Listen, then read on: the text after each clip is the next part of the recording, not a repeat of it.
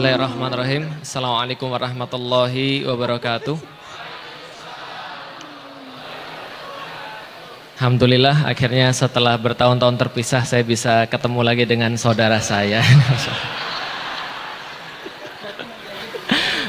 Dulu kita pernah sama-sama di sinetron ya, cuma dia yang main saya nonton. Enggak, itu guyonan saja. Alhamdulillah hari ini saudara kita bisa menyapa kita pada hari ini, teman-teman sekalian. Ini sudah jam 20.05 padahal jadwalnya sampai jam 8 ya. Tapi teman-teman ikhlas. Ya, alhamdulillah.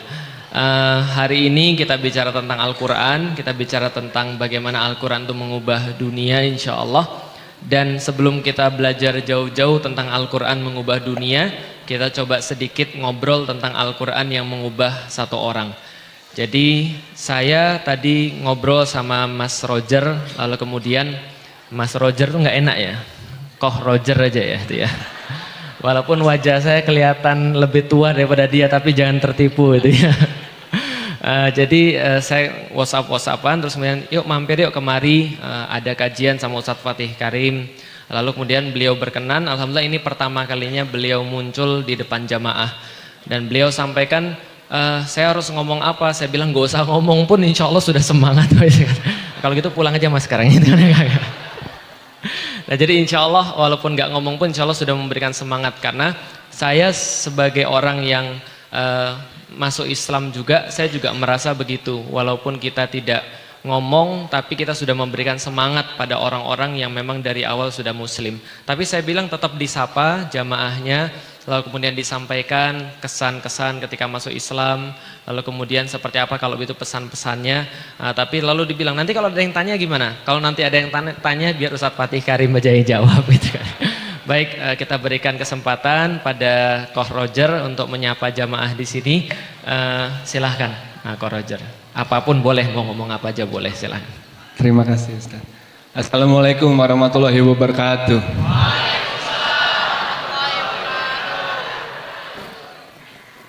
Rasanya senang sekali hari ini saya bisa ikut hadir di kajian ini. Saya mendapatkan undangan dari Ustadz. Lalu tadi hampir aja nggak sampai, soalnya macet banget saya dari Cibubur. Tapi alhamdulillah sekali Allah mengizinkan saya untuk datang di sini dan bertemu dengan hadirin semuanya. Terima kasih atas semua supportnya. Terima kasih banyak dan kan semoga saya tetap istiqomah. Dan saya sangat bersyukur sekali saat saya menjadi muslim, banyak sekali teman-teman yang merangkul saya, yang mendukung saya. Dan itu sangat sangat menenangkan sekali hati saya. Dan saya sangat merasakan damainya Islam, indahnya Islam, dan juga sangat senang sekali lah saya bisa bertemu dengan teman-teman muslim dan muslimah di sini. Jadi terima kasih banyak. Saya yakin pasti mereka bertanya-tanya, ada nggak jawaban kenapa sih Koh Roger memilih Islam? Pasti semua nanya pasti begitu. Bisa disampaikan nggak secara singkat aja kok, kenapa Koh Roger memilih Islam?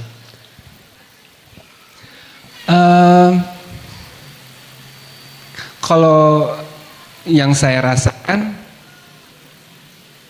saya ada keinginan untuk pindah menjadi seorang muslim itu sebenarnya sudah lama. Tapi berhubung saya berasal dari keluarga yang muslim, jadinya pastinya saya mempunyai orang tua. Saya butuh izin dari orang tua ya, yang sudah membesarkan saya. Dan nggak langsung aja sih, nggak langsung dikasih izin. Oh yakin nggak? Pasti kan sebagai orang tua seperti itu kan.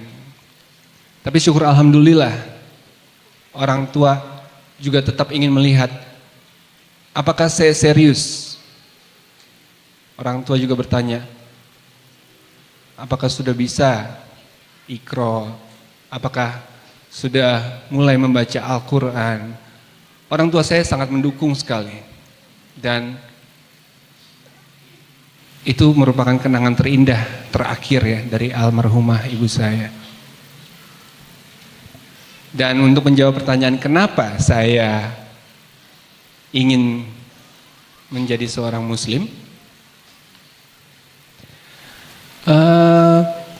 mungkin kalau misalkan saya melihat dari teman-teman terdekat saya, teman-teman kerja sehari-hari, cara hidup seorang muslim, hati saya menjadi sangat tersentuh sekali.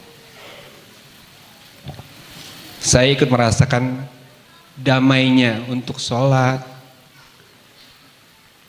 ketenangan yang diberikan kepada diri saya, dan itu membuat saya semakin jatuh cinta untuk menjadi seorang muslim yang baik. Mungkin itu bisa menjawab. Baik, terima kasih. Nah, pertanyaan berikutnya kapan nikah? Oh itu enggak itu. Itu jadi lampi turah saya gitu ya. Baik. Baik, kalau gitu kita lanjutkan kajiannya. Mas Roger nyaman di sini atau mau di mana? Mau di belakang atau di mana boleh? Di sini aja ya nyaman. Kalau nyaman di sini nggak apa-apa. Nah, santai aja. Baik, kalau gitu bismillahirrahmanirrahim. Assalamualaikum warahmatullahi wabarakatuh. Alhamdulillahirabbil alamin wassalatu wassalamu ala asrofil anbiya'i wal mursalin wa ala alihi wa sahbihi ajmain. Asyhadu an la ilaha illallah wa asyhadu anna Muhammadan abduhu wa rasuluhu la nabiyya ba'da. Wa qala Allahu ta'ala fil kitabihil karim, a'udzu billahi minasyaitonir rajim. Bismillahirrahmanirrahim. Syahrul ramadhanal ladzi unzila fihil qur'an hudal linnas wa bayyinatin minal huda wal furqan. Alhamdulillah, puji dan syukur senantiasa kita panjatkan kepada Allah Subhanahu wa taala atas rahmat dan karunia-Nya, atas karunia dan kebaikan-kebaikan yang diberikan kepada kita. Kita semua bisa hadir di sini. Allah berikan kepada kita keluangan, Allah berikan pada kita kemampuan, dan mudah-mudahan Allah sampaikan juga kepada kita keimanan agar keduanya menjadi sesuatu yang berarti bagi kita. Teman-teman sekalian, alhamdulillah salat dan salam juga senantiasa kita curah dan limpahkan kepada baginda Nabi besar Muhammad sallallahu alaihi wasallam, manusia mulia yang insyaallah kepadanya lah kita tertanggung dan terhutang, dan keperluan kita kepada beliau lebih daripada kita memerlukan ayah dan ibu kita. Mudah-mudahan ketika kita sampai di yaumil kiamat kita termasuk yang diakui, dikenali oleh beliau sallallahu alaihi wasallam, sehingga kita layak dikelompokkan menjadi orang-orang yang berbaris di belakangnya, lalu kemudian masuk ke dalam surganya, diberikan minum daripada telaganya, dan mudah-mudahan bersama beliau sallallahu alaihi wasallam kita mampu memandang wajah Allah Subhanahu wa taala. Amin. Dan terakhir, mudah-mudahan kita masuk surga bersama-sama. Amin. Alhamdulillah, teman-teman sekalian yang dirahmati Allah, pada hari ini begitu banyak karunia yang Allah sampaikan kepada kita.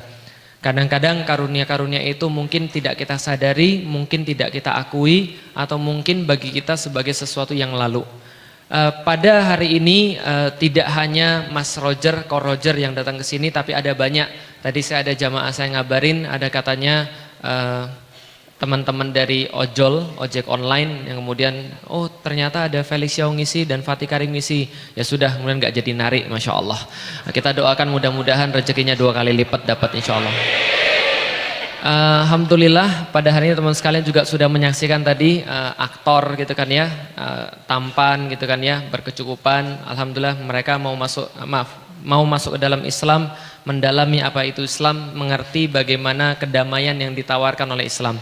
Bayangkan, itu sudah tampan berkecukupan, antum miskin jelek nggak mau belajar gitu. Kadang-kadang ya. Ada banyak sekali kenikmatan-kenikmatan pada hari ini yang tidak kita sadari atau bahkan kita anggap biasa. Pada hari-hari ini juga di tengah kemudian kita juga bersenang hati, beriang gembira, kita juga tidak melupakan saudara-saudara kita yang ada di Xinjiang yang kemudian juga tertindas di sana. Walaupun kita tidak bisa berbuat apa-apa, mudah-mudahan doa kita sampai kepada mereka. Mudah-mudahan Allah menjadikan ini sebagai cara kita untuk mempelajari bagaimana kemudian kita mensyukuri Islam dan bagaimana amanah Allah atas Islam ini harus kemudian kita pegang dan kemudian kita sebarkan. Teman-teman sekalian, pertarungan yang tidak akan pernah berhenti di atas dunia ini adalah pertarungan antara hak dan batil. Itu yang tidak akan pernah berhenti. Catat sekali lagi, pertarungan antara hak dan batil itu tidak akan pernah berhenti sampai hari ini, karena dari dulu pun sudah dimulai dan sampai nanti dunia itu kemudian hancur, baru nanti akan berakhir. Dan ini bukan pertarungan antar infrastruktur. Artinya kalau seandainya orang berbangga-bangga dengan infrastruktur, tadi Fatih Karim sudah menjelaskan infrastruktur itu bukan indikasi keberhasilan. Paham ya teman sekalian? Kalau infrastruktur itu adalah indikasi daripada keberhasilan, maka orang-orang zaman dulu lebih bagus daripada kita. Allati lam yukhlaq mithluha fil bilad. Allah sampaikan bahwa orang-orang kaum Ad, kaum Samud itu kemudian membangun bangunan-bangunan yang tinggi yang tidak pernah dibangun oleh orang-orang sebelumnya. Gitu kan ya? Mereka melubangi gunung-gunung dan dijadikan tempat tinggal. Mereka infrastrukturnya bagus. Fir'aun sampai sekarang membuat kita takjub bagaimana ceritanya orang-orang Mesir itu bisa buat piramid gitu ya. Haman yang menjadi arsitekturnya, yang memberikan kemudian proyeknya, lalu dikerjakan oleh junud-junud yang kemudian sangat kuat sekali, pasukan-pasukan yang sangat hebat sekali. Namun itu semua Allah tidak jadikan sebagai indikasi daripada keberhasilan. Sebaliknya Allah memuji orang-orang yang tidak pernah bangun infrastruktur sama sekali seperti Luqmanul Hakim. Allah kemudian menjadikan nama Muhammad terukir di hati kita sampai dengan akhir zaman walaupun beliau tidak pernah membangun flyover, paham teman sekalian. Allah kemudian menjadikan nama Ibrahim kemudian kita sebut terus selama muslim masih ada dalam tahiyat kita walaupun beliau tidak pernah bangun MRT, paham teman sekalian. Apalagi masuk ke got, jelas ya. Jadi ini yang kemudian Allah sampaikan kepada kita bahwa segala sesuatu itu adalah bukan diukur daripada bentuk fisik. Tapi bentuk fisik adalah sesuatu yang menyebabkan manusia itu mudah dalam beribadah kepada Dia. Paham ya?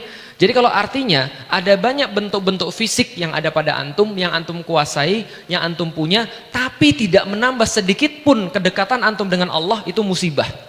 Antum punya HP smartphone, tapi antum tidak mendekatkan diri pada Allah, itu musibah. Antum punya rumah, tapi justru menjauhkan antum daripada Allah, itu musibah. Antum koleksi mobil, koleksi motor, tapi tidak mendekatkan pada Allah, itu musibah. Kenapa? Karena semua bukan dilihat dari bentuk fisik, tapi dilihat dari manusianya itu sendiri. Maka kemajuan satu peradaban adalah ketika manusianya benar-benar jadi manusia. Sebuah indikasi sukses di dalam Al-Quran itu ditentukan dari manusianya, bukan daripada yang lain. Gitu kan ya, bukan dari infrastruktur atau yang lain. Maka pada hari ini saya coba singkat karena materinya sudah disampaikan oleh Ustaz Fatih Karim panjang. Saya tinggal nyegel aja teman-teman sekalian. Apa segelnya? Bahwa Al-Quran ini adalah satu-satunya yang teman-teman perlukan. Bukan satu-satunya, tapi sesuatu yang harus teman-teman perlukan kalau teman-teman mau survive untuk menuju pada satu tujuan yang hakiki dalam hidup kita. Karena nggak pernah ada yang lain dan nggak bisa ada yang lain. Coba gini teman-teman sekalian. Teman-teman perlu tahu, di dalam hidup kita ini, kita tuh tidak pernah berhenti pertarungan antara hak dan batil. Dan pertarungan antara hak dan batil itu senantiasa Allah kemudian utus para nabi untuk mewakili yang hak, dan senantiasa ada musuh-musuhnya para nabi yang mewakili yang batil. Betul nggak? Setiap nabi itu punya musuh. Di dalam Al-Quran sudah dikatakan, setiap nabi itu ada orang-orang yang nggak suka. Pasti ada musuhnya. Kalau nabi nggak ada musuh, berarti dia bukan nabi. Maka pertarungan antara hak dan batil senantiasa ada wakilnya.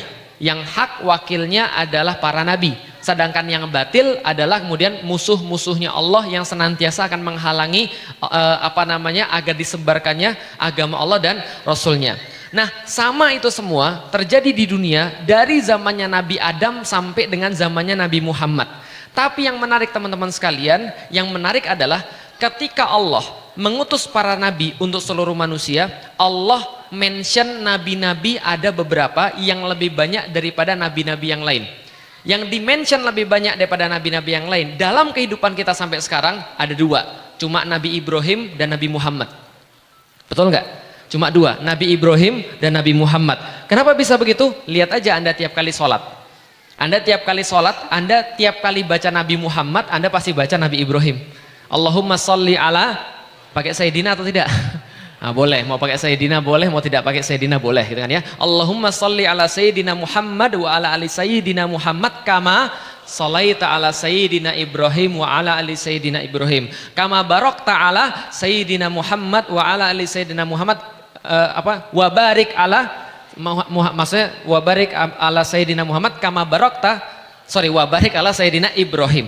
Setiap kali kita baca kemudian salawat kepada Nabi Muhammad, kita baca salawat kepada Nabi Ibrahim. Setiap kali kita baca barokah kepada Nabi Muhammad, kita baca barokah kepada Nabi Ibrahim. Kenapa dua ini sering disebut? Karena dua ini mengemban sesuatu yang sangat istimewa di dalam Al-Quran.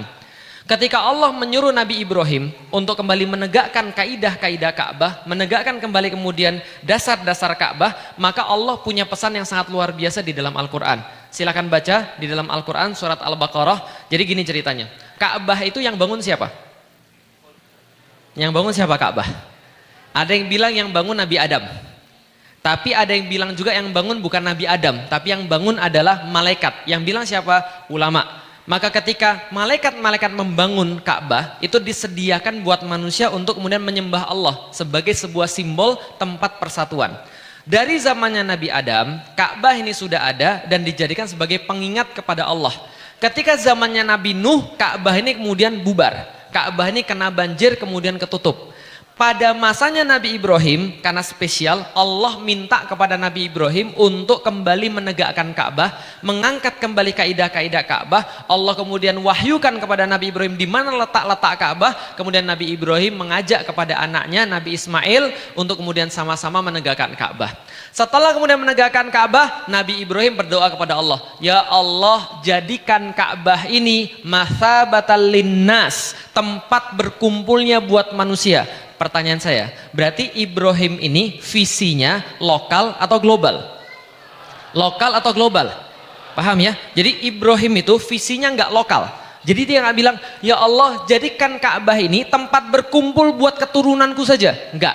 Tapi yang dia pikirkan adalah mathabatal linnas. Jadikan tempat berkumpul buat seluruh manusia semuanya di atas muka bumi ini, Ka'bah ini. Lalu dia berdoa, maka ya Allah jadikanlah tanah ini penuh barokah. Jadikanlah tanah ini tanah yang baik, penuh dengan buah-buahan. Berkahilah penduduk-penduduknya. Dan panjang doa-doa lain Nabi Ibrahim pada Allah bersama dengan Nabi Ismail ketika berada di depan Ka'bah. Tapi ada satu doa istimewa yang antum harus catat, benar-benar catat, karena ini doa ini penting banget.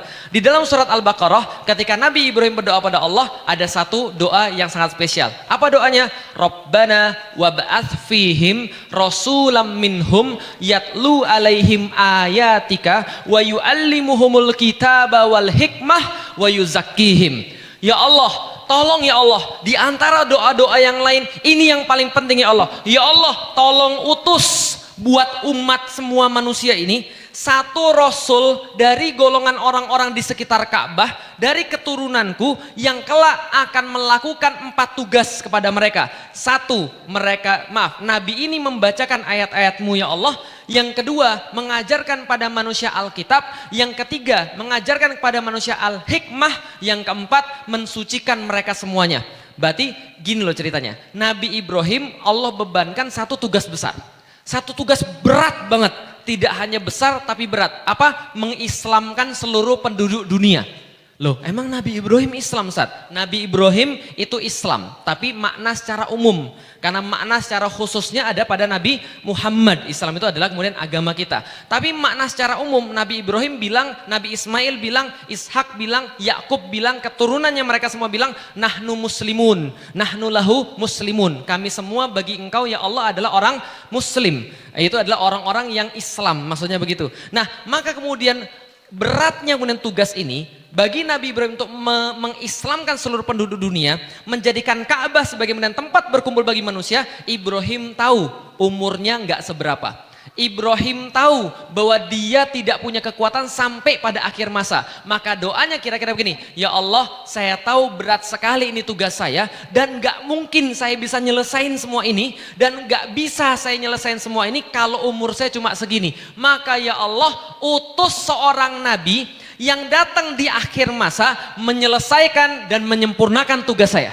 Paham gak teman sekalian? Jadi menyelesaikan dan menyempurnakan tugas saya. Karena nggak mungkin saya lakukan. Yang saya lakukan cuma bisa menggali kaidah-kaidah Ka'bah. Dengan kata lain menunjukkan dasar-dasar perjuangan Islam ini bagi mereka. Dan yang melanjutkan harus ada satu ya Allah. Rabbana wab'ats fihim.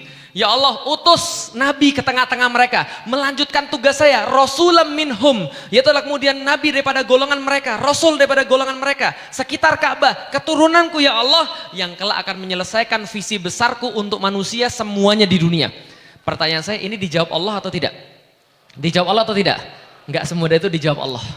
Nabi Ibrahim berdoa ratusan tahun enggak dijawab oleh Allah. Bahkan ribuan tahun enggak dijawab oleh Allah. Kenapa? Allah berkehendak yang lain. Allah berkehendak menjawab nabi-nabi berikutnya bukan dari keturunan Ismail. Anda tahu Nabi Ibrahim punya 2 anak, gitu kan ya? Yang pertama adalah Ismail, yang kedua adalah Ishak. Dari keturunan Ismail ini enggak ada nabi sama sekali. Tapi dari keturunan Ishak itu semuanya nabi. Siapa saja? Ishak punya anak namanya Yakub. Yakub bergelar Israel, artinya adalah kekasihnya Allah. Israel punya anak 12. Yang paling ganteng siapa? Yusuf. Yusuf paling ganteng, itu juga nabi. Lalu kemudian keturunannya itu Bani Israel, semuanya nabi semua. Kata Rasul, kanat banu Israila tasusuhumul anbiya, kullama halaka nabiyun khalafahun nabi. Setiap Bani Israel itu ada nabinya. Jadi ketika satu nabi wafat, Allah langsung ganti dengan nabi yang lain. Artinya nabinya sangat banyak sekali. Ada Musa, ada Zakaria, ada Isa, segala macam nabinya dari sini semua. Tapi yang dari sini kosong, teman-teman sekalian. Saking banyaknya yang kosong, ratusan tahun mereka kosong, bahkan mereka nggak ingat sama sekali untuk apa Ka'bah itu didirikan. Mereka nggak tahu sama sekali kenapa Ka'bah itu diangkat oleh Nabi Ibrahim dan Nabi Ismail. Mereka lupa tentang visi besar dunia. Mereka lupa tentang membuat orang semuanya muslim. Bahkan Ka'bah itu jadi tempat berhala nomor 1 di dunia. Paham teman sekalian? Kebayang nggak Masjid Agung Asy-Syarif Al-Azhar kira-kira nanti jadi diskotik? Kebayang nggak? Nggak kebayang kan ya? Karena antum masih sholat. Karena antum masih ada di sini, setiap kajian antum masih mau datang. Tapi coba kalau seandainya antum nggak mau datang lagi ke masjid, antum nggak sholat lagi di sini, ratusan tahun ini jadi diskotik, mungkin banget. Lah kenapa? Jangankan Asy-Syarif Al-Azhar, itu Ka'bah aja bisa jadi tempat penyembahan berhala. 300 berhala kemudian diregister di situ, orang kemudian tiap tahun kemudian tawaf di situ sampai telanjang. Paham teman-teman sekalian? Ini kemudian Ka'bah, kondisinya jauh lebih parah. Dan saking parah kondisinya itu, maka Allah ngetes. Jadi Allah ngetes nabi yang kemudian paling hebat itu diutus di sana. Untuk apa? Kalau andaikan sama yang paling bejat aja sudah bisa diajarin, apalagi yang lain. Paham teman-teman sekalian? Maka kemudian Allah ngetes di situ. Bagaimana kemudian yang diturunkan bukan sembarangan. Rasulullah Shallallahu Alaihi Wasallam mendakwai penduduk Makkah. Dia bawa kurikulum terbaik. Anda coba bayangkan, yang ngajar guru yang terbaik, yang diajarin kurikulum yang terbaik. Antum kalau misalnya diajarin guru terbaik, antum pasti paham lebih daripada diajarin guru biasa-biasa aja kan gitu. Nah ini sudah guru yang terbaik, kurikulum yang terbaik. Kira-kira berhasil atau tidak? Gak berhasil. Lah kenapa? Karena orangnya sangat keras kepala. Bahasa Arabnya jahil. Tahu jahil teman sekalian? Jahil itu apa artinya? Bodoh. Enggak hanya bodoh. Bodoh itu masih mending. Jahil itu bodoh kawin sama keras kepala. Paham teman sekalian? Kalau cuma bodoh doang wajar, saya bodoh, maka saya mau belajar. Teman-teman merasa bodoh, maka mau belajar. Bodoh itu nggak ada masalah, tidak ada yang salah pada orang-orang yang bodoh. Yang salah itu bodoh kalau kawin sama keras kepala, maka jadilah jahil, paham teman sekalian? Ya kayak abu-abu di TV, paham teman sekalian? Nah itu jahil, itu diingetin malah ngamuk, paham teman sekalian? Nah jahil ini susah. Lah kenapa? Karena jahil ini diomongin gak bisa, paham teman sekalian? Makanya Allah kemudian mengutus Rasulullah 12 tahun dakwah di Madinah, 13 tahun dakwah di Madinah, gak berhasil-berhasil. Kenapa? Yang ikut cuma berapa puluh orang. Lah karena keras kepala banget. Bahkan menjelang akhir-akhir daripada Rasul di Mekah sebelum hijrah ke Madinah, mereka bertambah keras kepala. Dan keras kepalanya gak tanggung-tanggung. Makanya para sejarah mengatakan mereka naik level dari jahil menjadi jahil murakkab. Paham teman sekalian? Jahil murakkab. Artinya murakkab itu apa? Jahil yang ditunggangi. Paham teman sekalian? Ditunggangi siapa? HTI. Enggak ada HTI zaman itu gitu kan ya. Jahil murakkab artinya jahil kuadrat. Paham teman sekalian? Maksudnya jahil kuadrat itu kayak apa? Mereka mulai mengolok Rasulullah, mereka mulai mengolok Allah, mereka mulai mengolok agama Allah. Apa yang mereka katakan? Mereka sudah mulai mengolok dengan cara parah. Muhammad, udah berhenti aja ngomong. Ngapain ngomong Al-Quran terus? Bosan tahu nggak? 13 tahun lu ngomong kayak begitu, bosan banget kami. Ada yang lain nggak? Coba tunjukin yang lain. Padahal satu ayat Al-Quran saja, mereka nggak bisa mendatangkan yang semacamnya. Bahkan satu surat Al-Quran saja, tiap kali turun mereka bilang apa? Inna hadza la syai'un ujab. Ini benar-benar mengherankan. Kok bisa perkataan bahasa kami sama-sama bahasa Arab, alif kami tahu, lam kami tahu, mim kami tahu, digabungin alif lam mim bingung semuanya. Paham tuh sekalian? Ini kenapa bisa begini? Kami nggak ngerti kenapa bisa seperti ini. Kata-kata bahasa Arab, kalimat juga diambil dari bahasa Arab, tapi kami nggak ngerti ini dari mana nyusunnya. Paham tuh sekalian? Inna hadza la syai'un ujab. Tapi mereka bilang apa? Cuma begini-begini doang. Ada yang lain nggak Al-Qur'annya? Kalau ada datang, coba datengin pada kami. Yang bentuk lain gitu loh. Apalagi mereka bilang, sudah gini deh Muhammad, gak usah banyak ngomong. Gini deh, coba kenalin Tuhan sama kami. Coba kenalin Allah itu seperti apa. Kami pengen ketemu salaman bentar sama Tuhan, boleh nggak? Mereka bilang lagi, malaikat itu kayak apa sih? Kami pengen lihat laki-laki atau perempuan sih sebenarnya. Atau kalau kayak gini deh, sampel surga dan sampel neraka deh. Kalau nggak gini aja deh, hari kiamat, kalau bisa datengin hari kiamat pada kami. Itu yang mereka katakan. Mereka menyakiti Rasul, mereka menghina Allah, mereka mengolok-olok agama Allah. Jadi dosa heran kalau sekarang antum dibully, paham teman sekalian? Karena Allah aja pernah dibully. Rasulullah pernah dibully, apalagi antum, paham teman sekalian? Gak ada masalah, hidup itu memang harus melawan arus. Lah kenapa? Kalau antum tidak melawan arus cuma ada dua tipe, satu ikan mati, dua cebong, paham teman sekalian? Saya nggak ngina siapapun, nah itu kan kenyataannya begitu. Nah maka kemudian ketika Rasul kemudian dihina sama mereka, Allah kemudian dihina sama mereka, lalu kemudian Allah turunkan apa? Allah turunkan di luar daripada perkiraan orang-orang, Allah turunkan surat Ar-Rahman. Anda senang dengan surat Ar-Rahman? Ar-Rahman, 'allamal Qur'an, khalaqal insan. Lagu yang paling, ayat yang paling laku ketika bulan Ramadan. Pak Imam, saya dibacain Ar-Rahman dong. Lah kenapa pokoknya tenang banget sekali mendengar Ar-Rahman. Pertanyaan saya, itu Ar-Rahman turunnya kapan? Akhir-akhir dari Mekah sebelum ke Madinah, akhir-akhir masa Mekah turun surat Ar-Rahman. Pertanyaan saya, itu surat diturunkan kepada siapa khususnya? Yang beriman atau yang keras kepala? Yang beriman atau yang keras kepala? Surat itu diturunkan pada yang keras kepala, yang dari tadi mengolok-olok Allah, yang dari tadi menyakiti Rasulullah Sallallahu Alaihi Wasallam. Mereka mengolok-olok agama Allah juga, tapi Allah turunkan apa? Ar-Rahman. Allah masih sayang sama kalian. Kalian mau nggak balikan sama Allah? Allah masih sayang sama kalian. Kalian mau nggak dengerin kata-kata Allah?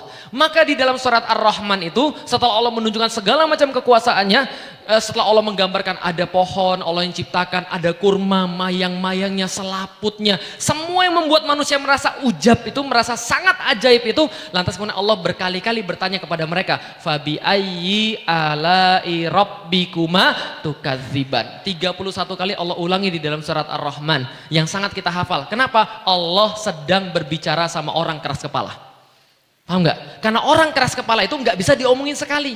Nggak percaya? Coba Anda bilang sama anak-anak Anda yang lain Mobile Legend. Paham teman sekalian? Itu sekali diomongin nggak bisa itu. Nak makan, nggak makan dia. Sebentar mah, nak makan, masih dia main.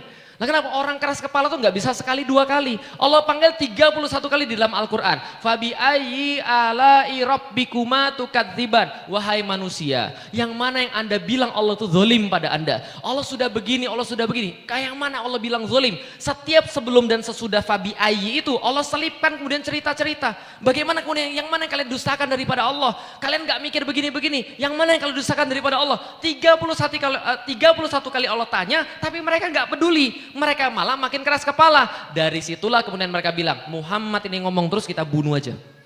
Kita bunuh aja nih. Kenapa? Bahaya ini. Kalau Al-Quran semakin didendangkan, menurut mereka, Al-Quran semakin kemudian disampaikan pada orang, maka ini kemudian semakin bahaya. Kenapa? Kita semakin kehilangan kekuasaan kafir Quraisy. Makanya harus dihentikan. Gimana caranya? Bunuh Muhammad. Jangan dibunuh. Kenapa? Nanti bahaya, nanti menimbulkan gerakan sosial dan seterusnya. Ya sudah, ada satu negosiator bilang, gini aja, saya temuin Muhammad, saya punya satu ide pada dia, dan kalau kita tidak berhasil dengan ide ini, baru kita bunuh dia. Apa idenya? Datanglah kemudian negosiator pada Nabi Muhammad, kemudian dia berkata, gini Nabi Muhammad, gini aja, saya punya satu proposal.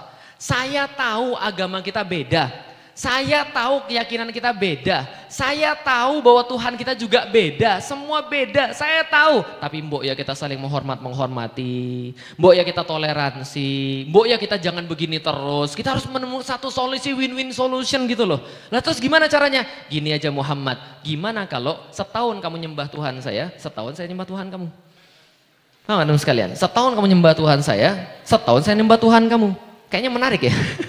Kayaknya menarik ini. Lah kenapa? Kan bagus. Ini kan jadi kayak kemudian tuker-tukeran budaya gitu kan ya. Jadi siapa tahu mereka tahu tentang Islam dan mereka mau masuk Islam. Andai Rasul kemudian memberikan satu celah di situ habis. Tapi yang jawab langsung bukan Rasul, yang jawab langsung adalah Allah Subhanahu wa taala. Dulu pas saya belajar surat Qul ya ayyuhal kafirun, saya bingung. Kenapa Qul ya ayyuhal kafirun itu diputar-putar terus? Qul ya ayyuhal kafirun la a'budu ma ta'budun wala antum abiduna ma a'bud wala ana abidum ma abattum wala antum abiduna ma a'bud lakum dinukum waliyadin. Kok muter-muter aja? Kok 2 kali diulang-ulang? Enggak cuma sekali aja kan cukup. Kan maksudnya sudah sampai. Saya baru ngerti ternyata ayat ini adalah asbabun nuzulnya karena suruh tuker-tukeran tadi. Setahun kamu nyembah Tuhan saya, setahun saya nyembah Tuhan kamu. Langsung diturunkan surat Qul ya ayyuhal kafirun. Lah kenapa? Untung nggak diterima. Lah kalau diterima kita yang rugi. Kenapa kita yang rugi? Coba bayangkan teman sekalian. Tuhan mereka ada 300. Paham teman sekalian? Tambah 1 Allah nggak ada masalah. Nah Tuhan kita 1, tambah 1 lagi bahaya, double sudah paham sekalian. Apalagi tambah 300, nggak bisa begitu. Dan pelajaran kedua teman-teman sekalian, Quraisy, separah-parahnya Quraisy itu tahu Tuhannya beda, paham sekalian? Tahu Tuhannya beda, tahu agamanya beda. Maka orang Indonesia itu lebih keren dan lebih kreatif daripada Quraisy, paham sekalian? Nah kenapa? Bilang agama sama, paham sekalian? Itu Quraisy saja nggak berani, paham sekalian? Sejahil-jahilnya Quraisy itu bilang agama kita beda. Orang Indonesia bilang agama semuanya. Andaikan itu kafir Quraisy bisa muncul lagi dari kubur, dia bilang kenapa gua gak kepikir. Harusnya gue bilang begitu kemarin. Paham teman sekalian? Karena ini kemudian luar biasa. Tapi ternyata Nabi nggak mau. Kemudian itulah turunnya pertama kali Nabi memanggil orang-orang dengan sebutan kafirun. Sebelumnya Nabi memanggil ya kaumi, ya kaumi. Tapi ini orang nggak bisa lagi diomongin. Kenapa? Mereka sudah sangat rusak. Dan kayu rusak nggak bisa dipahat. Maka Rasulullah Shallallahu Alaihi Wasallam diminta oleh Allah pindah ke Madinah, melanjutkan sebuah tugas yang mulia untuk mengislamkan manusia. Nah, ketika pindah ke Madinah berbeda kondisinya seperti di Mekah. Nanti kalau Anda umroh Anda akan lihat orang Mekah dan orang Madinah itu lebih halus orang Madinah. Kenapa? Orang Mekah itu jualan, dagang, makanya kasar. Kalau Anda nawar-nawar nggak dibeli, langsung dibilang bakhil ente, gitu kan ya. Itu di Mekah. Tapi kalau di Madinah itu biasanya itu adalah petani kurma, tadi Fatih Karim sudah bilang. Kalau petani kayak saya lulusan IPB, petani gitu kan ya. Kalau petani itu penyayang, lah kenapa? Pohon aja saya jaga apalagi kamu. Oh, iya. Jadi gini sekalian. Sampai di mana tadi? Oh ya Madinah. Jadi di Madinah itu Rasul berbeda. Kenapa beda? Karena di Madinah itu sudah biasa berhubungan dengan orang-orang Yahudi. Orang Yahudi ini sangat paham agama. Kalau orang Yahudi diadu sama orang Nasrani nggak punya chance menang. Kenapa? Yahudi ini pintar banget. Mereka hafal kitab-kitab mereka wariskan turun-temurun, dan mereka jago dalam memahami dalil. Dan kalau orang Yahudi ini lagi ribut sama orang Arab, biasanya sumpah serapahnya menyangkut Nabi yang akan muncul. Kenapa? Jadi gini, Rasulullah itu lahir 600 tahun setelah Nabi Isa wafat. Jadi gampangnya begini deh, bukan lahir, diangkat menjadi nabi. Nah, kira-kira 600 tahun setelah Nabi Isa wafat. Caranya mengetahui Nabi Isa gimana? Ini tahun berapa? 2018. 2018 itu artinya adalah Masihi. Masihi itu artinya adalah semenjak lahirnya Al-Masih, Isa Al-Masih. Maka kemudian 600 tahun itu nggak ada nabi di antara orang-orang Yahudi. Kenapa? Karena mereka bandel. Mereka suka bunuhi nabi mereka sendiri. Allah hukum mereka 600 tahun gak ada nabi. Maka mereka kalau lagi ribut sama orang Arab, mereka bilang gini, tunggu kamu Arab, tunggu kamu sebentar lagi. Sebentar lagi sudah nyata-nyata banget, indikasinya sudah ada, nabi kami akan hadir. Nanti kalau nabi kami sudah hadir, mati kalian semuanya. Nanti nabi kami akan membimbing kami untuk menghabisi kalian semua. Itu kalau orang Yahudi sudah marah, masih bawa-bawa nabinya yang nanti akan datang. Kenapa? Karena kajian orang-orang Yahudi 600 tahun terakhir itu kajiannya tentang ciri-ciri nabi yang akan datang. Paham teman sekalian? Nabi yang akan datang menggenapi seluruh kemudian prediksi-prediksi daripada nabi-nabi terdahulu. Nabi terakhir yang paling hebat bawa sesuatu yang sangat hebat. Itu mereka sudah belajar 600 tahun, antum bayangin. Kebayang nggak? 600 tahun belajar ciri-ciri Nabi setelah Isa. Tiba-tiba kemudian Nabi Muhammad datang di situ. Apa itu jadi? Heboh seluruh jamaah. Ini orangnya Pak. Bukan, ini benar orangnya. Lihat rambutnya, lihat alisnya, lihat dadanya, lihat perutnya, lihat badannya, cara dia berjalan, munculnya dari mana, nasabnya, semuanya jelas. Ini orangnya, Ustadz. Langsung bilang, dulu bukan Ustadz, namanya Rabbi gitu kan ya. Rabbi, ini orangnya Rabbi. Benar ini orangnya. Siapa namanya? Muhammad. Langsung Rabbinya bilang, enggak, itu bukan. Itu pasti bukan. Lah kenapa bukan? Itu keturunan Ismail. Enggak, nabi kita tuh harus dari keturunan Ishak. Enggak, ini benar semuanya. Enggak, itu bukan. Rabinya lihat, benar ini orangnya. Cuma mereka kan bandel, mereka nggak mau ngakui. Langsung rabinya bikin pengajian baru.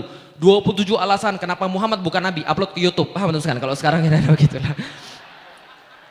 Dia nolak Nabi Muhammad habis-habisan, gak mau terima Nabi Muhammad habis-habisan, tapi Nabi Muhammad tetap diperintahkan Allah untuk mendakwai orang-orang Yahudi.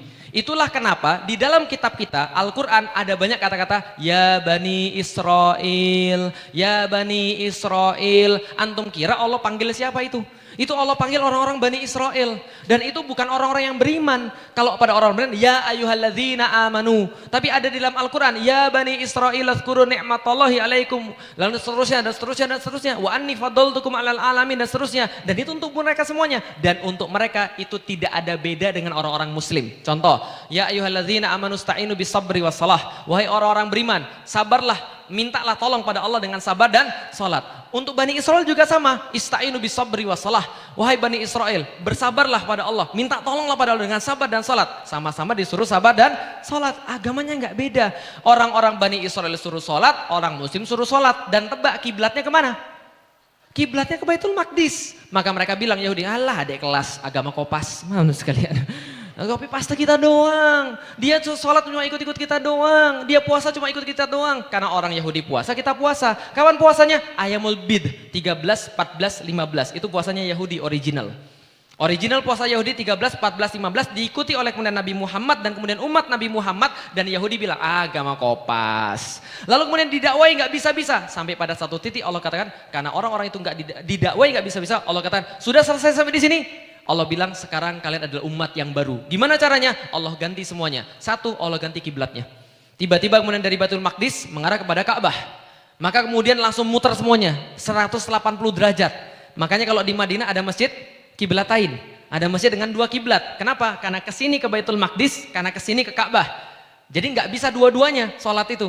Kalau nggak ke Baitul Maqdis ke Ka'bah. Kalau Rasulullah ketika masih di Mekah masih bisa satu arah, Ka'bah Baitul Maqdis.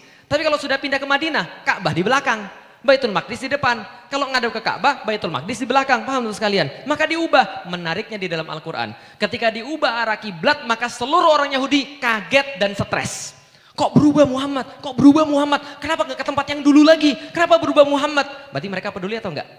Cie-cie. Tadi kayaknya gak peduli, agama kopas. Ternyata mereka peduli, maka tuh gak usah heran. Ada yang bilang 212 gak pengaruh, 212 tapi perbuatannya itu loh, mereka khawatir betul, teman-teman sekalian. Felix Soma gak ngaruh, tapi khawatir betul, teman-teman sekalian. Lady Gaga 1000 juga datang gak apa-apa. Felix Show 1 dipersekusi, teman-teman sekalian. Nah ini tandanya mereka takut betul, sama kayak Yahudi zaman dulu. Mereka bilang agama kopas, mereka bilang ikut-ikutan, mereka bilang gak peduli dengan agamanya Muhammad. Tapi begitu Nabi Muhammad berganti kiblat, mereka stres. Kenapa mereka stres? Mereka tahu betul ini agama yang benar. Mereka tahu betul kalau mereka melawan ini, sebagaimana yang mereka lakukan sebelum-sebelumnya, mereka kehilangan status sebagai umat terbaik. Anni fadoltukum alal alamin, kata Allah. Mereka dilebihkan daripada yang lain di antara umat-umat ini. Begitu Islam datang, mereka nggak mau ikut, ditarik daripada mereka. Maka mereka khawatir betul. Kenapa khawatir? Karena mereka adalah makhdub, orang-orang yang dimurkai. Mereka tahu tapi nggak mau jalan. Beda dengan orang-orang Nasrani. Orang Nasrani walat dolin. Mereka mau beribadah tapi nggak tahu caranya.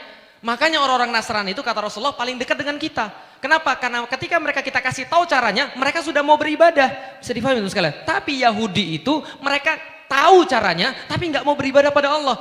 Tahu Nabi yang benar, tapi nggak mau beriman pada Nabi yang benar. Paham nggak teman sekalian? Ini sifat-sifat Yahudi. Jadi kalau antum sudah tahu antum salah, masih dilakukan, jangan-jangan antum keturunan Yahudi. Paham teman sekalian? Nah, setelah kemudian semuanya nggak berhasil, ubah kiblat, dan nggak hanya kiblat yang diubah juga konstitusinya, diubah juga kemudian dasar-dasarnya. Apa yang diubah? Al-Quran. Semuanya kemudian yang menjadi asal dari mana Islam itu kemudian diambil. Diubah juga perayaannya. Puasa bukan 13, 14, 15 lagi, tapi puasanya diubah kapan? Puasa diubah pada satu waktu yang paling keren. Kenapa? Ingat teman-teman sekalian, puasa itu pasti sesuatu yang paling keren. Suatu waktu Rasulullah bertanya, kenapa Yahudi puasa pada hari ini? Ini Asyura ya Rasulullah. Emang kenapa Asyura? Karena memperingati Nabi Musa ketika diselamatkan daripada kejaran Fir'aun. Kata Rasulullah, kami lebih berhak untuk memperingati ini. Kami puasa di hari ini. Puasa itu sesuatu kejadian yang keren. Maka pertanyaannya, ketika diubah puasa Ayamul Bid 13, 14, 15 menuju pada hari Ramadan, antum harusnya bertanya-tanya, ada apa itu di Ramadan? Dan perayaannya bukan sehari, bukan 3 hari seperti orang-orang Yahudi, perayaannya 30 hari. Kenapa 30 hari? Ada sesuatu yang sangat istimewa yang terjadi di situ. Apa yang terjadi? Singkat cerita, dari tadi saya nge-rap cuma untuk bilang begini teman-teman sekalian. Doanya Nabi Ibrahim kepada Allah Subhanahu wa taala yang paling penting, ya Allah, lanjutkan ada satu orang untuk misi saya ini ya Allah, untuk akhir zaman. Rabbana wab'ats fihim rasulam minhum yatlu alaihim ayatika wa yuallimuhumul kitaba wal hikmah wa yuzakkihim. Maka disambut oleh Allah kemudian dengan jawaban dalam surat Al-Jumu'ah ayat kedua. Huwallazi ba'atsa fil ummiyina rasulam minhum yatlu alaihim ayatihi wa yuzakkihim wa yuallimuhumul kitaba wal hikmah. Kapan kemudian itu kemudian dijawab oleh Allah? Ketika turunnya Al-Qur'an, ketika itulah bulan Ramadan. Makanya Ramadan tuh jangan mikir puasa dulu. Kalau antum mikir puasa dulu, antum sudah salah langkah. Kenapa? Contoh gini, sering nggak sih bulan Ramadan, pas mau masuk bulan Ramadan nih, sudah Sya'ban, sebentar lagi kemudian Ramadan, kayaknya baru kemarin Ramadan.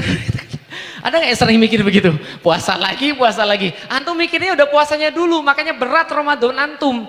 Lah kalau misalnya para sahabat yang dipikirin ketika Ramadan, syahrul Ramadan alladzi unzila fihil Qur'an. Ya Allah, Ramadan turunnya Al-Qur'an. Hadiah apa lagi yang akan datang pada saya ya Allah? Karena Al-Qur'an ini hadiah terbaik buat manusia. Tanpa Al-Quran gak ada semuanya. Maka hadiah apa lagi ya Allah? Kalau pada bulan ini engkau kasih hadiah terbaik, yaitu adalah Al-Quran yang diberikan kepada Nabi Muhammad, menjawab doa Nabi Ibrahim, dan kemudian terjadilah visi-visi itu. Maka hadiah apa yang akan diberikan pada saya pada bulan Ramadan? Bulan Ramadan diturunkannya Al-Quran. Masya Allah. Lah Allah kata di dalam Al-Quran juga, di dalam surat Al-Waqiah, fala uqsimu bimawaqi'in nujum wa innahu laqasamul law ta'lamuna azim. Allah katakan begini, Allah bersumpah demi tempat terbitnya bintang-bintang. Bersumpah Allah dengan tempat terbitnya bintang-bintang. Masih ada waktu nggak saya? Masih ada waktu? Ikhlas. Oke. Allah bersumpah 5 menit lagi, 2 menit lagi. Ya Allah, gimana caranya menyelesaikan dalam waktu 2 menit? 5 menit boleh? Kali 5. Oke, baik, terima kasih. Allah bersumpah dengan tempat terbitnya bintang-bintang. Maksudnya adalah apa? Dan di dalam Al-Quran teman sekalian, Allah banyak bersumpah. Was-subhi, wal-fajri, apalagi misalnya wattini, waz-zaituni, dan seterusnya. Semuanya Allah banyak bersumpah dengan sesuatu ciptaannya. Tapi di dalam Al-Quran cuma ada satu sumpah yang spesial. Di mana? Di suratul Waqiah. Nah kenapa? Allah katakan fala uqsimu bimawaqi'in nujum wa innahu laqasamul law ta'lamuna azim. Saya bersumpah demi tempat terbitnya bintang-bintang, dan benar-benar kalau Anda tahu sumpah ini sendiri udah sangat keren banget. Paham teman sekalian? Kok keren sih Ustaz? Keren tuh nggak ada bahasa Al-Quran keren. Ya itu bahasa kaum, paham teman sekalian? Keren banget kalau kalian tahu. Maksudnya apa? Lihat, Allah di dalam Al-Quran cuma satu kali mengendorse sumpahnya sendiri. Padahal sumpah itu untuk mengendorse. Bingung ya? Oke, saya jelasin. Tapi ini nggak cukup 2 menit, nggak apa-apa. Oke, baik. Jadi lihat, saya sumpah. Kalau saya bilang saya sumpah, berarti Anda ngarepin apa? Sumpahnya apa Ustaz? Tapi kalau ada orang begini, saya sumpah, ada apa Ustaz? Nggak cuma sumpah aja. Oh, saya digebukin orang, mana sekalian. Orang Arab kalau dia kosam, dia sumpah, dia lagi mau ngambil perhatian orang. Kenapa? Karena setelah sumpah ini ada sesuatu yang sangat penting banget.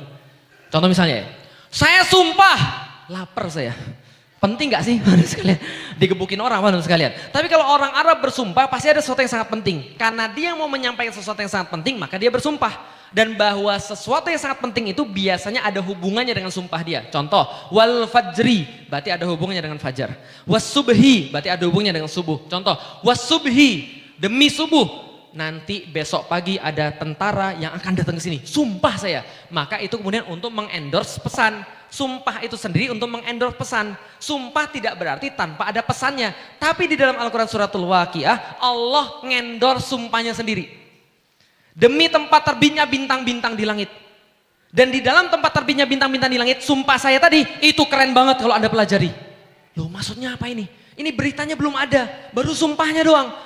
Lalu kemudian apa kemudian beritanya? Innahu laqur'anun karim. sesungguhnya Al-Quran ini benar-benar sangat mulia, seperti bintang-bintang di langit. Kalau seandainya Anda malam hari, Anda nggak bisa nyaksin apapun di Arab kecuali bintang. Maka bintang itulah tempat petunjuk buat manusia jalan. Andai nggak ada bintang, manusia tersesat. Andai kan nggak ada bintang, Anda punya bekal sebanyak apapun, antum tersesat. Maka hadiah terbaik yang diberikan pada orang-orang yang tersesat adalah hidayah. Maka hidayah dalam bahasa Arab satu akar kata dengan hadiah. Sekalian, fala uqsimu bimawaqi'in nujum. Selain daripada kemudian petunjuk bintang-bintang itu, ternyata orang-orang Arab menjadikan bintang-bintang sebagai tempat untuk kemudian bersenang-senang. Mereka ngeliatin bintang buat puisi gitu kan ya. Kelap-kelip matamu tidak seberapa dibandingkan bintang. Oh salah, kebalik ya. Kelap-kelip bintang tidak seberapa dibandingkan matamu. Misalkan begitu. Mereka buat kemudian puisi ketika melihat bintang. Maka bintang adalah sebuah petunjuk dan juga sekaligus keindahan. Innahu laqur'anun karim. Begitulah kehidupan Anda dengan Al-Quran. Kalau Anda dengan Al-Quran, Anda dapat petunjuk, Anda nggak stres. Dan orang dapat petunjuk itu baru punya alasan hidup. Kalau Anda nggak punya petunjuk, Anda nggak punya tujuan hidup, mau punya apapun, hampa hidup Anda. Nggak percaya? Tanya sebelah saya. Semuanya sudah punya, istri aja belum. Gitu kan ya. Hampa hidupnya. Lah kenapa? Karena nggak ada tujuan. Saya pun sama. Lah antum ngeliat saya sekarang, antum ngeliat, oh hebat banget Felix Show, berdiri di atas panggung, ngomongnya keras tegas, orasi dan segala macam. Antum kan nggak tahu saya sebelum masuk Islam. Ustadz Fatih Karim yang tahu. Sebelum masuk Islam, Masya Allah, hidup saya tuh nggak ada apa-apanya. Hidup saya tuh hampa. Lah kenapa? Karena nggak ada bintangnya. Bayangin aja antum, sebelum masuk Islam, putusin cewek nangis. Sekalian, Felix Show putusin cewek nangis? Iya, cemen banget. Iya memang begitu. Tahu kelas meeting, tahu kelas meeting? Yang lain tahun 80-an tahu kelas meeting ya, nggak ada pelajaran, anak-anak ngeband di bawah. Saya tuh nggak ikut mereka ngeband. Lah kenapa? Saya terlalu sedih untuk ngeband, paham teman sekalian. Saya nongkrong di atas lantai 2 di railing, ngeliatin kosong pandangan ke depan. Lalu kemudian dari panggung kemudian ada lagu KKEB, karena aku tahu engkau begitu, tiba-tiba sini basah, nangis semua. Lemah banget. Lah nggak ada tujuan hidup, nggak ngerti saya hidup itu untuk apa. Karena nggak ngerti hidup gara-gara cewek bunuh diri, mau bunuh diri. Untung belum, paham teman sekalian. Lah itu kehidupan saya, paham sekalian. Maka ketika orang kemudian innahu laqur'anun karim, sungguh hidup Anda tanpa Al-Quran, Anda nggak punya petunjuk. Kalau nggak punya petunjuk, Anda mau kemana? Makin jalan makin salah. Anda mau kemana nggak punya Al-Quran? Anda nggak punya keindahan dalam hidup Anda. Karena Al-Quran adalah petunjuk dan keindahan di waktu yang sama. Innahu laqur'anun karim fi kitabim maknun. Dan dia tersimpan dalam akinnah. Dalam sebuah tempat yang tidak ada satupun orang bisa melihat dan bisa kemudian ngambil, nggak ada satupun bisa ngapa-ngapain di situ. La yamassuhu illal mutahharun. Coba pikirin baik-baik. Itu nggak boleh dipegang orang loh.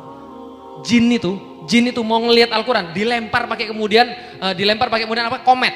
Gitu kan ya. Malaikat-malaikatnya nggak boleh sama Allah. La yamassuhu illal mutahharun. Dia tidak boleh dipegang kecuali yang paling mulia di antara yang paling mulia. Siapa? Jibril. Tanzilum mirabbil alamin. Datang daripada Allah Subhanahu wa taala. Paham? Antum pegang sekarang.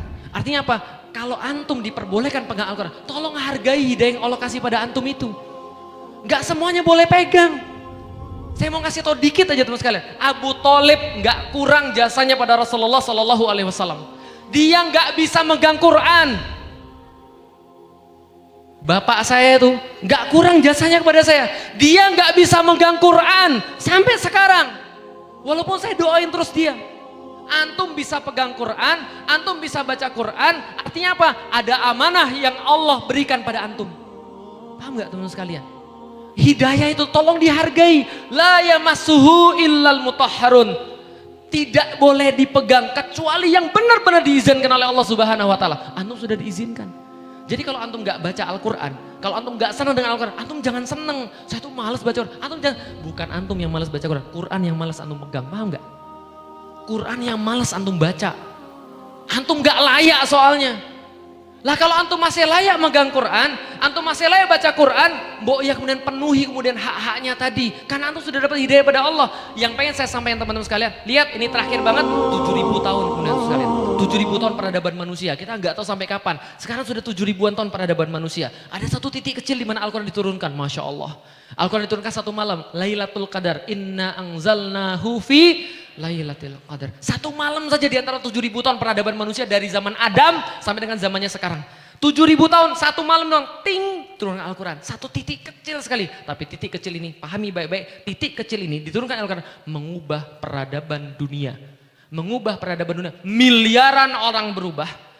Dalam waktu yang sangat singkat. Dengan kemudian cakupan yang sangat masif.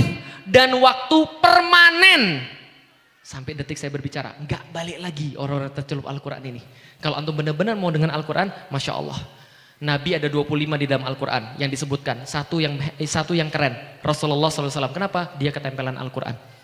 Ada banyak malaikat-malaikat jutaan, bahkan nggak kita hitung, nggak bisa kita hitung. Ada satu yang istimewa. Siapa namanya? Jibril, karena dia ketempelan Al-Quran. Ada banyak kemudian hari di dalam kemudian setahun 365. Ada satu yang istimewa. Malamnya, apa namanya malamnya? Lailatul Qadar. Kenapa? Karena ketempelan Al-Quran. Pertanyaan saya, antum mau ketempelan Al-Quran atau tidak? Alhamdulillah, mudah-mudahan ini menjadi kemudian malam yang bermanfaat. Mudah-mudahan Allah karuniakan kita kecintaan terhadap Al-Quran. Teman-teman sekalian, ini kitab magic. Serius, ini kitab magic. Enggak ada kata yang lebih bagus menyampaikan Al-Quran selain kata magic. Lah kenapa? Itu kata-kata orang-orang Quraisy ketika mendengarkan Al-Quran. Pertama mereka katakan, hadza syai'un ajib. Ini benar-benar ajib. Luar biasa nih, ajaib sekali. Tapi ketika mereka mendengarkan lagi, mereka bilang apa? Inna hadza la syai'un ujab. Bukan ajib lagi, ujab. Ujab itu apa? Bentuk superlatif dari ajib. Ajib itu baru sederhana, ujab itu banget-banget. Teman-teman sekalian, inna hadza, inna sesungguhnya tambah inna. Inna hadza la-nya la takkid, penegasan lagi. Inna hadza la syai'un ujab. Keren banget. Itu kata orang-orang yang enggak beriman. Lah kalau antum beriman, enggak merasa bahwa Al-Qur'an itu ajaib? Saya enggak tahu mau ngomong apa lagi. Anda benar-benar sama Al-Quran, Al-Quran akan merubah hidup Anda bahkan sebelum Anda tahu bahwa Anda kemudian mengubah hidup Anda. Wallahu a'lam bishawab, mudah-mudahan bermanfaat. Mohon maaf atas semua kesalahan. Ada yang baiknya yang berasal daripada Allah Subhanahu wa taala. Assalamualaikum warahmatullahi wabarakatuh.